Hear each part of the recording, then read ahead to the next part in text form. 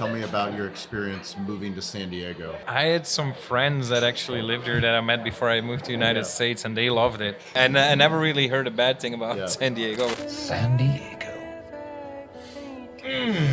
Drink it in. It always goes down smooth. I'm loving San Diego. This place is off the Kizang.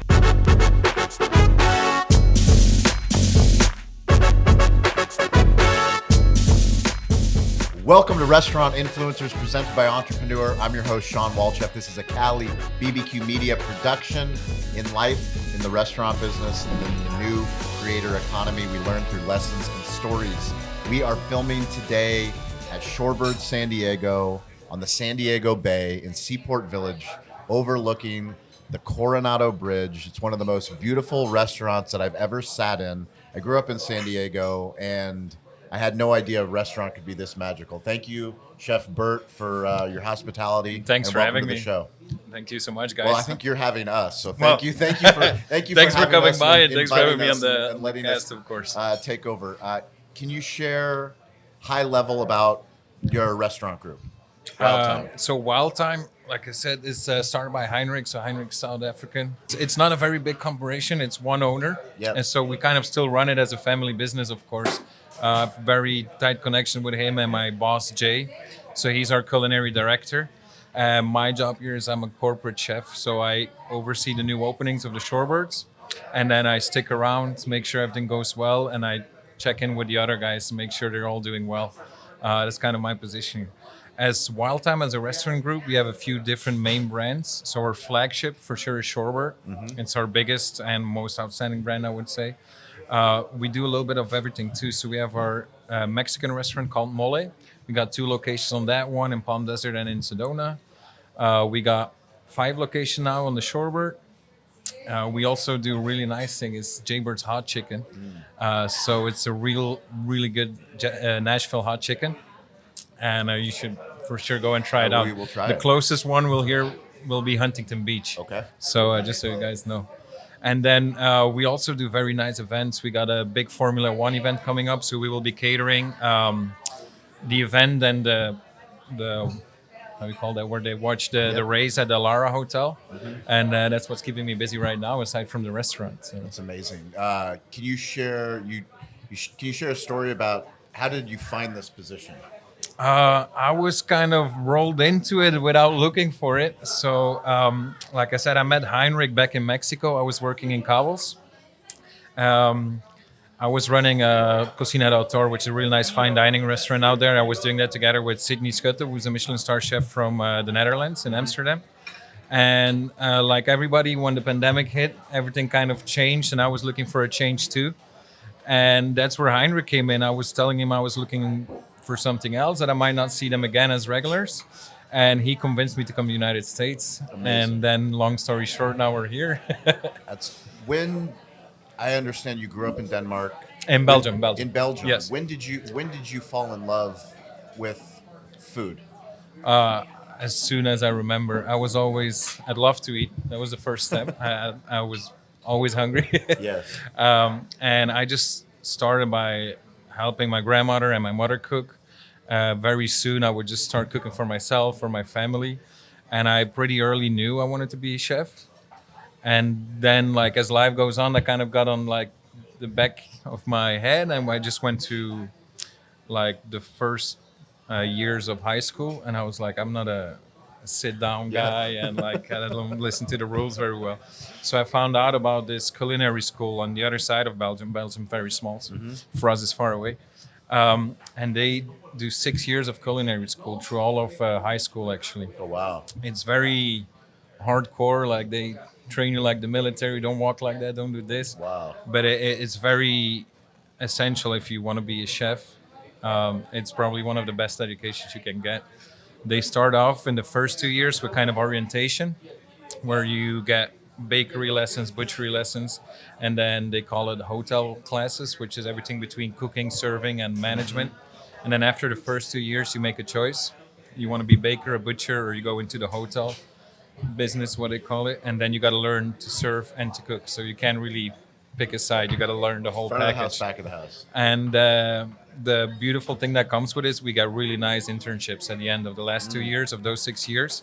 If you do very well, they will send you to like the best restaurants in Europe. So it kind of kickstarts you right away. Where did they send you?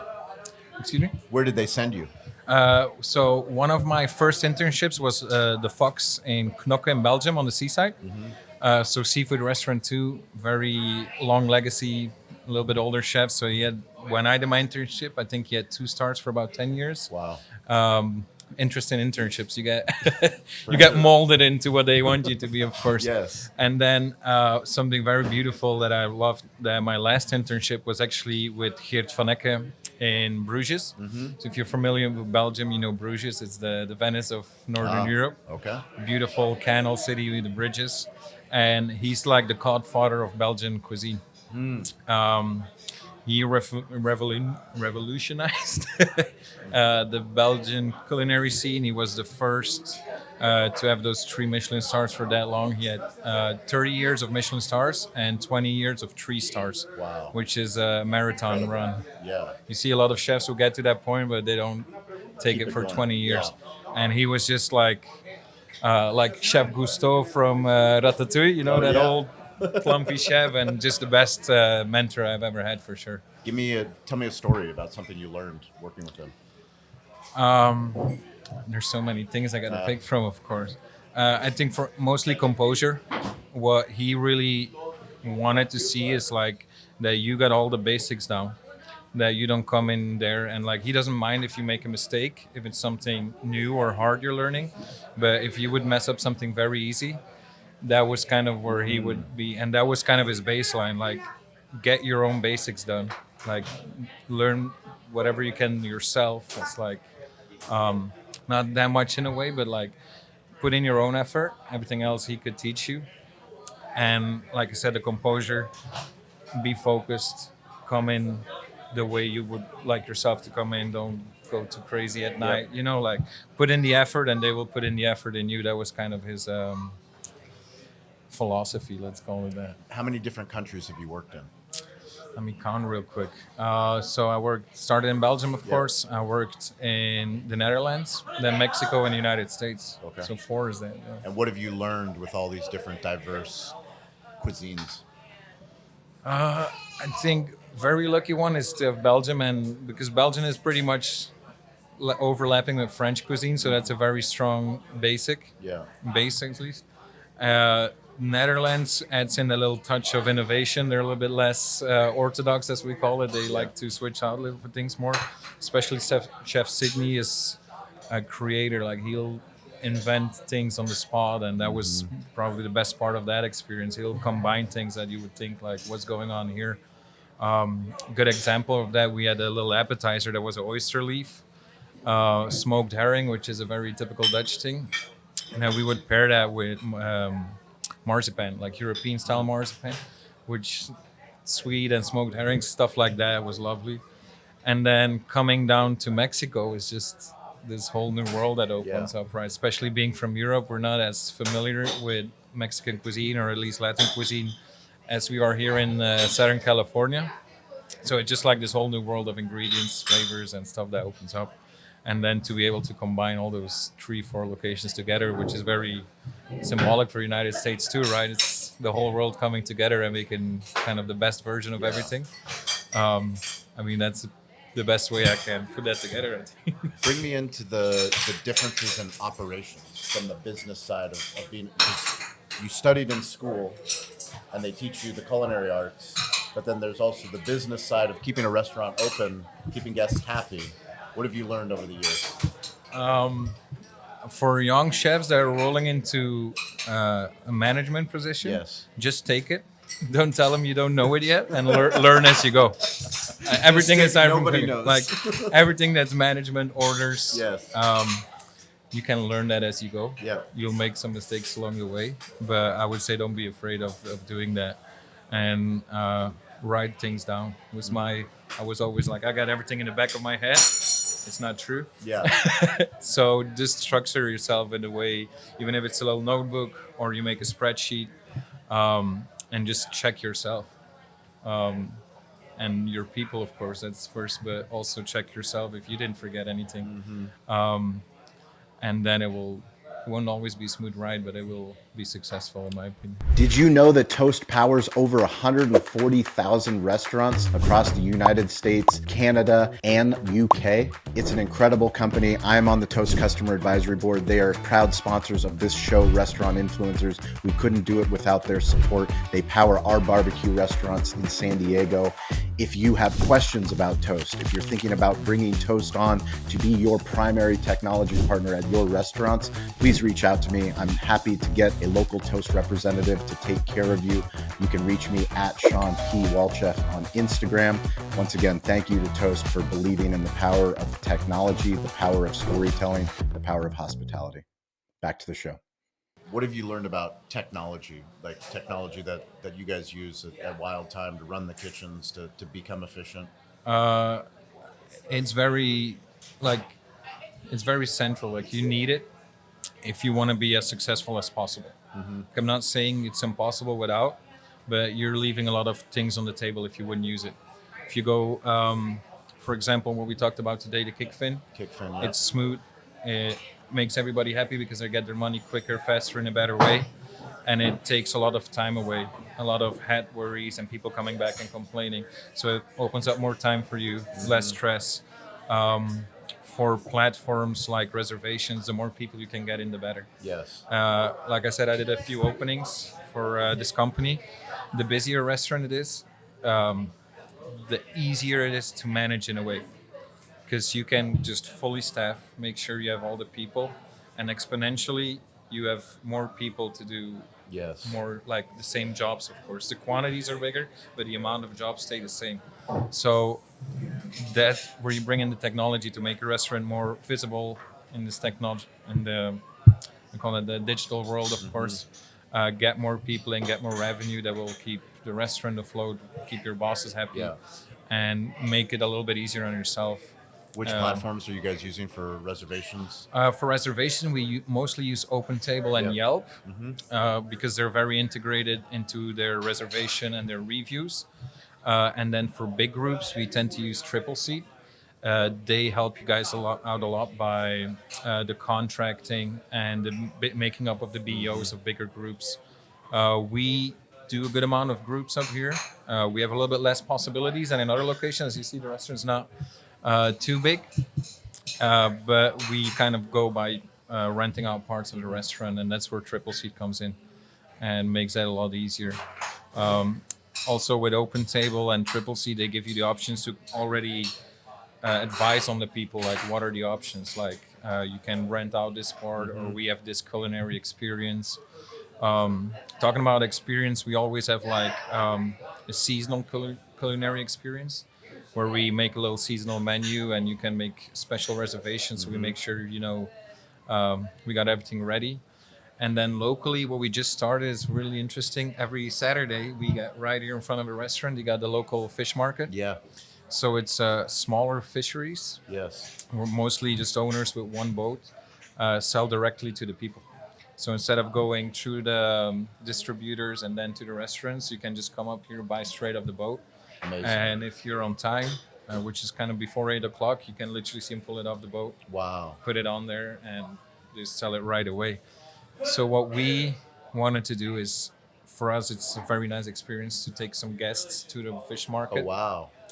I kind of go carte blanche. I just make sure I've got some garnish in the back, some sauces, some purees ready. And I either buy something I like that I see, or I ask the people, like, is there anything you like or you haven't tried yet? And we just take it back. I show how to cut it up, how to fillet it, or how to prepare it. Really? And we eat it right away. It's kind of like a 1 hour to 1 hour, 30-minute experience. That's amazing. Yeah. It's more really people fun. Need to know about that. That's incredible. It's brand new. We only did it twice so far. I try to do it every other week if there's no events. What an incredible experience. Yeah, it's really fun. We try to keep it like intimate.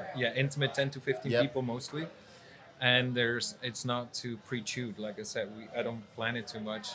I see if the people have any input, and we just kind of freestyle it as we go. Yeah, really nice. It's How really did you guys come up with the? I mean, obviously it's right here. It's literally like we're sitting here podcasting, and I can see the pier, Yeah. which is where all the boats come fresh. Exactly. So when we were coming in here, when we were setting up, we saw the fish market. Of course, we were like, we got to do something with it. We also use them for a catch of the day. Yeah. So last time we did the spiny lobster season just kicked off in Southern California. For all the restaurant owners out there, it's going to be a good season as restaurant owners because the prices are probably going to stay a little bit lower. Because China doesn't want to buy any of it. Normally they buy 70 to 90% of all the spiny lobster. This year they don't want to have it.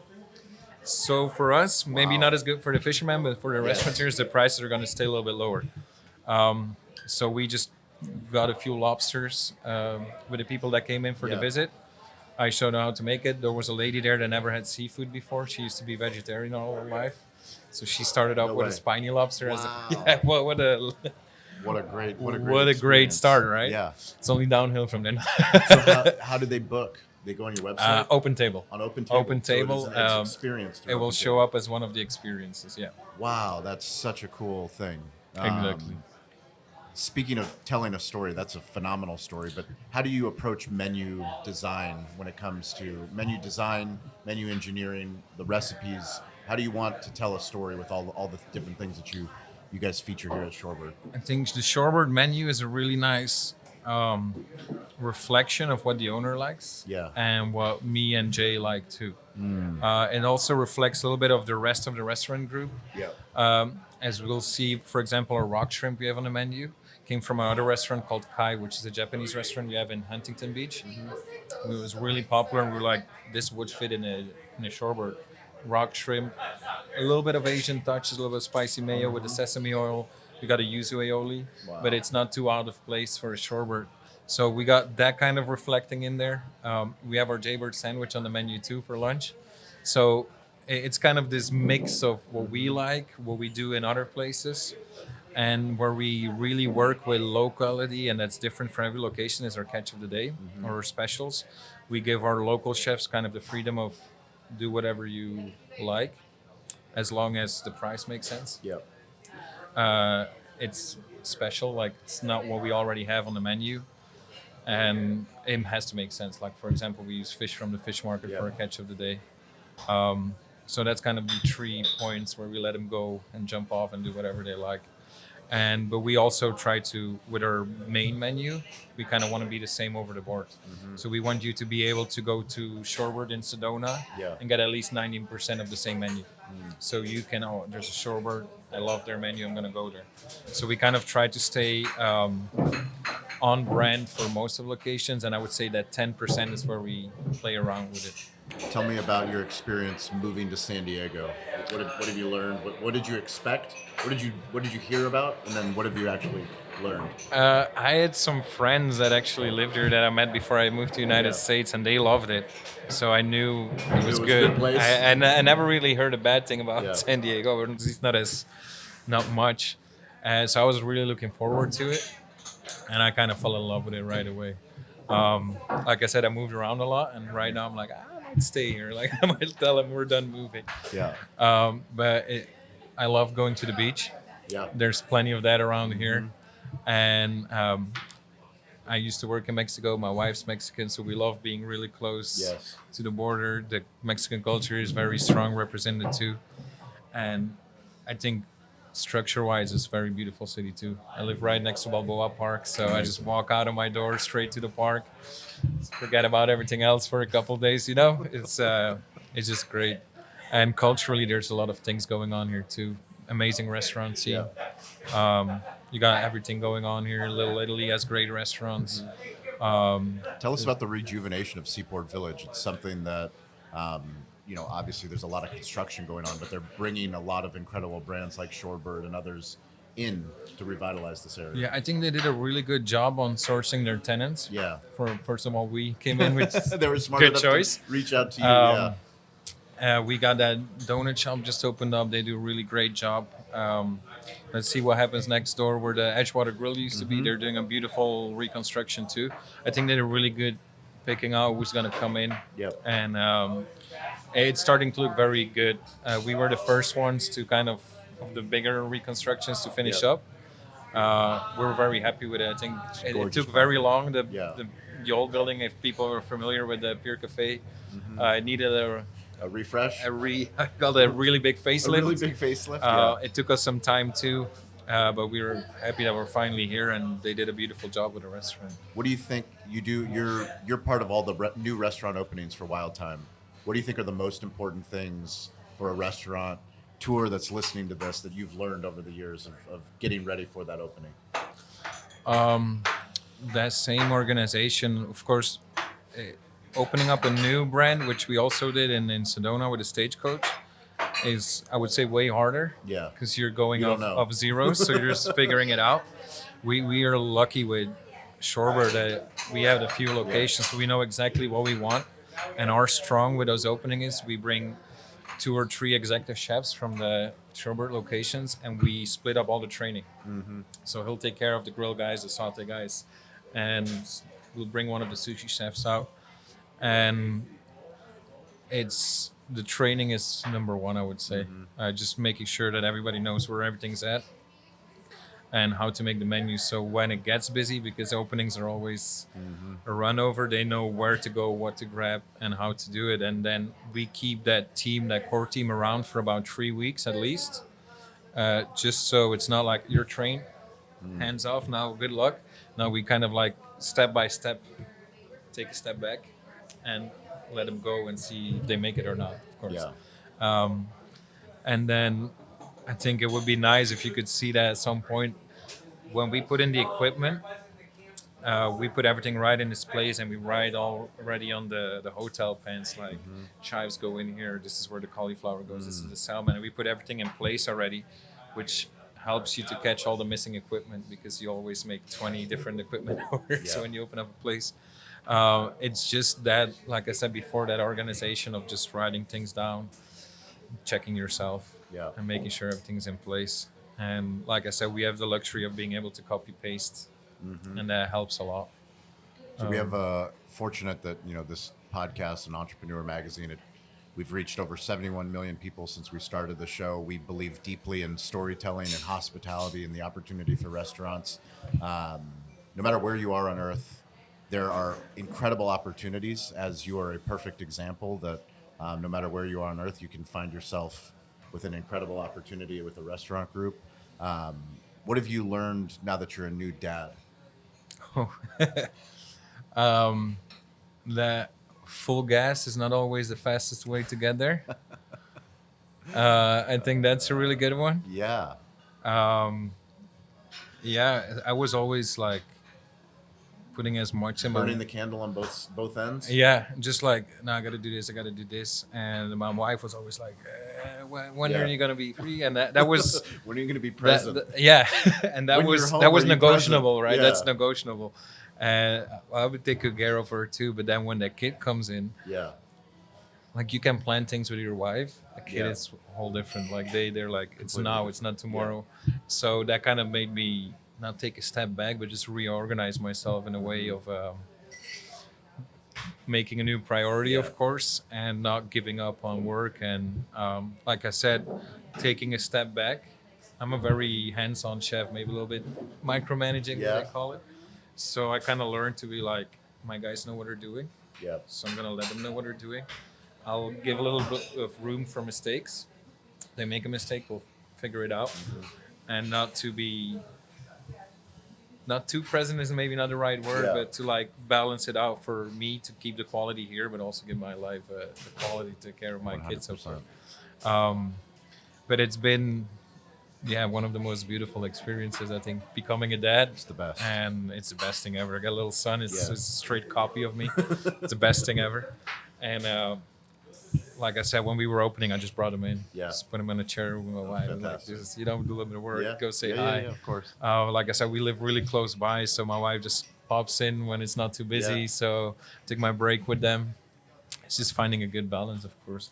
I'm lucky, like I said, we're not a crazy corporation, so they don't mind if my wife just comes by and visits. So that's great. If I went to go talk to your team and I asked them, what is Chef Bert? What does he care about? What does he value? What would they tell me?